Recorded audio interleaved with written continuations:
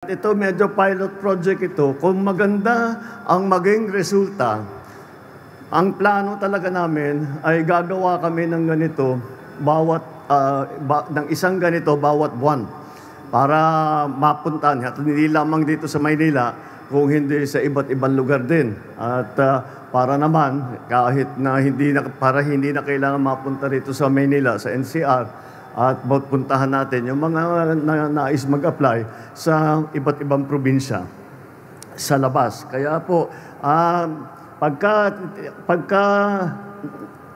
pagka nakita natin na marami tayong nailagay, na ipwesto sa magagandang trabaho, yung aking nabanggit na mga quality jobs, kapag nakita natin, pagpatuloy po namin itong programa ito para lahat naman ng ating mga kababayan ay mabigyan ng pagkakataon upang makahanap ng magandang trabaho para sa kanilang hanap buhay, para sa kanilang pamilya, at kasama na rin dyan para sa Pilipinas.